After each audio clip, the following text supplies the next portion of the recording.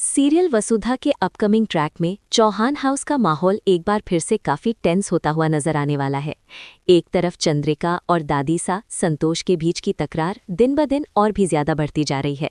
दोनों के बीच पुरानी बातों को लेकर इतनी दूरी आ चुकी है कि अब उनका एक दूसरे से बात करना भी मुश्किल हो गया है। लेकिन ये सब देखकर वसुधा का दिल परेशान हो जाता है। उसे समझ नहीं आता कि आखिर ऐसी कौन सी बात हुई थी जिसकी वजह से दादी सा और चंद्रिका के बीच इतनी बड़ी मिसअंडरस्टैंडिंग पैदा हो गई। वसुधा डिसाइड करती है कि वो इस पूरी कहानी की सच्चाई जानकर ही रहेगी, ताकि दोनों के बीच की दूरियां खत्म कर सके। इसीलिए वो सच जानने के लिए प्रभात और बाबा साहब से बात करने का फैसला करती है।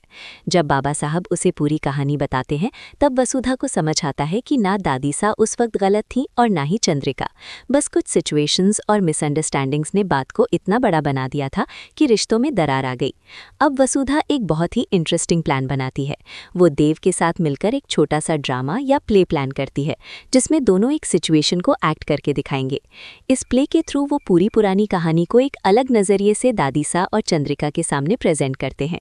जब दोनों पूरी सिचुएशन को नए एंगल से देखती हैं, तब उन्हें एहसास होता है कि असल में गलती किसी की नहीं थी, बल्कि वक्त और हालातों की थी। और फिर आता है कहानी का सबसे इमोशनल मोमेंट। सारे गिले शिकवे भूलकर दादीसा और चंद्रिका एक दूसरे को गले लगा लेती हैं। सालों पुरानी दूरियां एक ही पल में खत्म होती हुई नजर आती हैं। ये चौहान परिवार के लिए एक गोल्डन मोमेंट बनने वाला है, और इस सब के पीछे सबसे बड़ा हाथ होगा वसुधा का, जिसने अपनी समझदारी और प्यार से पूरे परिवार को फिर से एक कर दिया। अब सबके दिमाग में एक ही सवाल है, क्या इसके बाद चंद्रिका दिल से वसुधा को अपनी बहू के रूप में एक्सेप्ट कर लेगी?